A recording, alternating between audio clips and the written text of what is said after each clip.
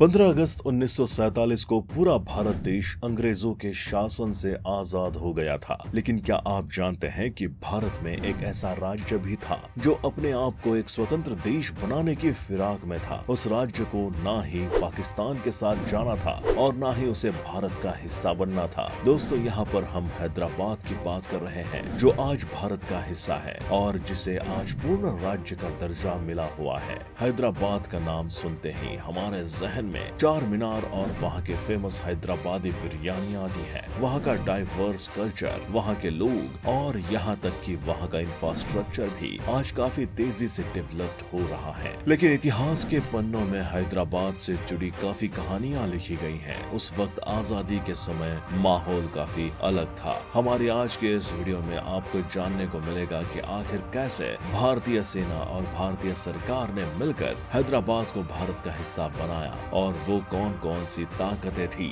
जो हैदराबाद को एक स्वतंत्र देश बनाने के फिराक में लगी हुई थी। तो welcome back to the knowledge is everything channel. दोस्तों, अगर आप इस चैनल पर पहली बार आए हैं तो चैनल को सब्सक्राइब जरूर कर लें। दोस्तों, चलिए आपको इस कहानी को शुरू से समझाते हैं। जब भारत आजाद हुआ तब भारत में कुल 562 राजवाड़ों का राज हुआ करता था और इन सभी रजवाड़ों में से सिर्फ 3 रजवाड़ों को छोड़ दे तो सभी ने भारत में मिलने का फैसला कर लिया था।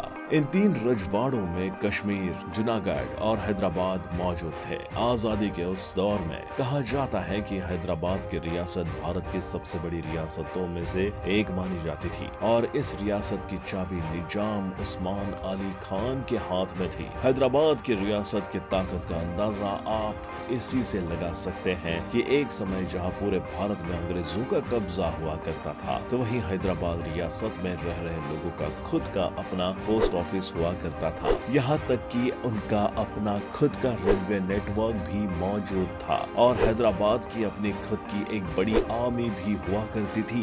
बात करें हैदराबाद रियासत के लैंड एरिया की तो ये तकरीबन 82,698 स्क्वायर किलोमीटर में फैली हुई थी, जो आज के समय यूरोप के कई देशों से भी काफी ज्यादा है। निजाम उस्मान अली खान किसी भी हालत में हैदराबाद को भारत का हिस्सा नहीं बनाना चाहता था और उसने यहाँ तक कह दिया था कि अगर जरूरत पड़ेगी तो हम भारत पर हमला भी करेंगे। ऐसे में भारत सरकार के लिए हैदराबाद एक सबसे बड़ा सरदर्द माना जा रहा था। आजाद भारत के पहले प्रधानमंत्री पंडित जवाहरलाल नेहरू और उनके मंत्रियों ने कई सोच विचार किए। एक तरफ भारत को इतनी कुर्बानियों के बाद जाकर आजादी मिली थी तो वहीं दूसरी तरफ अब भारत के लिए नई मुसीबतें खड़ी हो रही थी। जवाहरलाल नेहरू को निजाम उस्मान अली खान की ताकत का अंदाजा भली भांति था और वो जानते थे कि निजाम असल में क्या चाहता था। इसीलिए कोई भी फैसला लेने से पहले उन्हें काफी सोच विचार करना पड़ रहा था। हैदराबाद को भारत का हिस्सा बनाने के लिए भारत के पास सिर्फ 2 तरीके थे।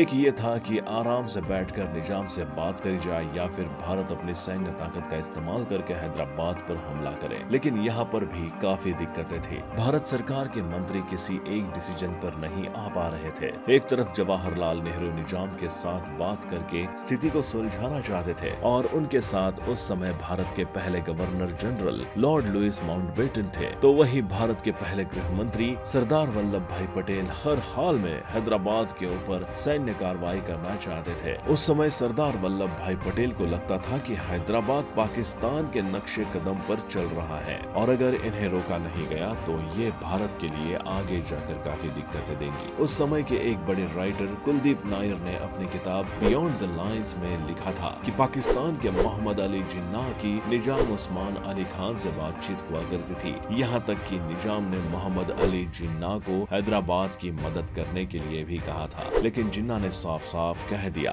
कि वो हैदराबाद के मुट्ठी भर लोगों के लिए पाकिस्तान की सेना का खून नहीं बहने देंगे। दोस्तों, हैदराबाद में 20% लोग मुसलमान हुआ करते थे और 80% लोग हिंदू धर्म के लोग थे, लेकिन इसके बावजूद भी हैदराबाद की सबसे ऊंची पोस्ट पर सिर्फ मुसलमान ही हुआ करते थे। कई इतिहासकारों की अगर हम माने तो उनका कहना था कि निजाम एक समय पर भारत के साथ बात करके इस समस्या का हल निकालने के लिए तैयार हो सकता था, लेकिन उसे भड़काने का काम उस समय हैदराबाद में रह रहा कासिम रिजवी कर रहा था, जो हैदराबाद में मौजूद कट्टरपंथी मुसलमान रजाकार का प्रमुख हुआ करता था और वो नहीं चाहता था कि हैदराबाद भारत का हिस्सा बने। एक किताब की माने तो उसमें ये भी लिखा गया है कि कासिम रिजवी ने ही निजाम को भारत के विरुद्ध किया था। कासिम रिजवी के साथ 20,000 हैदराबादी रजाकार साथ में खड़े थे, लेकिन उस समय सबसे ज्यादा आबादी वाले लोग यानी कि हिंदू तहे दिल से चाहते थे कि हैदराबाद भारत का हिस्सा बने।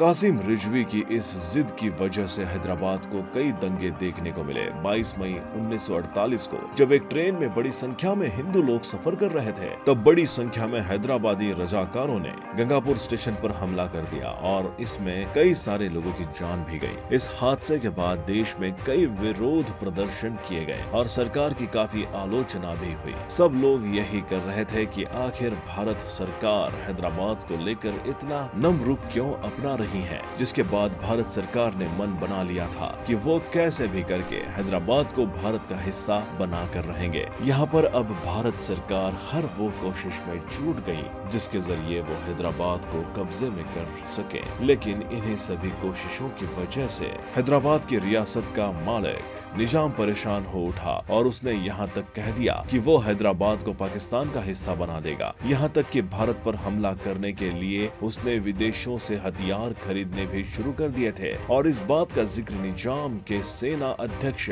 मेजर जनरल एल एड्रूस ने अपनी किताब Hyderabad of the seven loves में किया हुआ है, जहां उन्होंने लिखा हुआ है कि निजाम ने उन्हें एक बार हथियारों की खरीदारी करने के लिए यूरोप भेजा था। एक समय ऐसा भी आया था जब भारत के गृह मंत्री सरदार वल्लभ भाई पटेल ने निजाम से बातचीत करके उससे रिक्वेस्ट करी थी कि वो भारत का हिस्सा बन जाए, लेकिन निजाम ने उनकी रिक्वेस्ट को नकार दिया और कहा कि वो हैदराबाद को एक स्वतंत्र राष्ट्र बनाकर रहेंगे। जी हाँ दोस्तों, निजाम का सपना था कि वो हैदराबाद को एक अलग देश बनाए। जब एक बार वल्लभ भाई पटेल ने सारे दांव पेच लगाकर देख लिए और इन सभी से कुछ फायदा नहीं हुआ, तब उन्होंने मन बना लिया कि अब हैदराबाद को सिर्फ सैन्य ताकत से ही भारत का हिस्सा बनाया जा सकता है। और फिर भारत के सभी मंत्रियों की एक मीटिंग बुलाई गई, जिसमें उस समय भारत के सेना अध्यक्ष जनरल रॉबर्ट बुचर भी थे, जिन्हें सरदार वल्लभ भाई पटेल का फैसला रास नहीं आया। बुचर ने उस समय कहा था कि भारत सरकार ये फैसला जल्दीबाजी में ले रही है। उनके हिसाब से अगर भारत हैदराबाद पर सैन्य कार्रवाई करता है तो पाकिस्तान भारत पर हमला कर सकता है और उस समय भारत इतना ताकतवर नहीं था कि वो दो मोर्चों पर लड़ाई कर सके। बुचर ने यहाँ तक कहा था कि अगर सरकार उनकी बात नहीं मानेगी तो वो इस्तीफा दे देंगे, जिसके जवाब में वल्लभ भाई पटेल ने कहा आपको इस्तीफा देना है तो आप दे दीजिए। और फिर वल्लभ भाई पटेल ने हैदराबाद के ऊपर सैनिक कार्रवाई करने का पूरा मन बना लिया और एक तारीख तय करी गई, लेकिन ऐसा हो ना सका। निजाम ने भारत के गवर्नर जनरल राजगोपालाचारी से पर्सनल रिक्वेस्ट करी कि भारत हैदराबाद पर सेना से आक्रमण ना करें।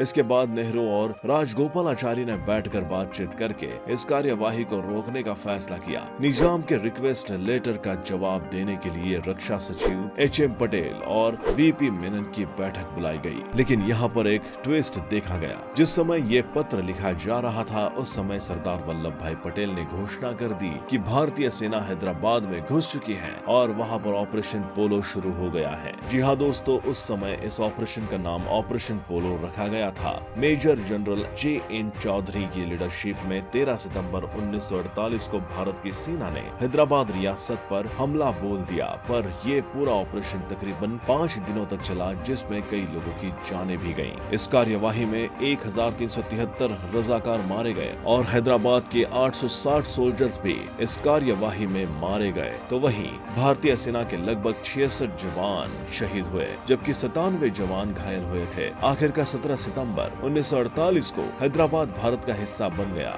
और हैदराबाद रियासत पर हुकूमत करने वाले निजाम को भारत के आगे झुकना पड़ा। तो दोस्तों, कुछ इस तरह से ऑपरेशन पोलो को अंजाम दिया गया और हैदराबाद को भारत का हिस्सा बनाया गया। कमेंट सेक्शन में हमें जरूर लिखकर बताइए कि आपको हमारी ये वीडियो कैसी लगी। वीडियो को लाइक शेयर करके हमारे channel the knowledge is everything को सब्सक्राइब जरूर कर लें।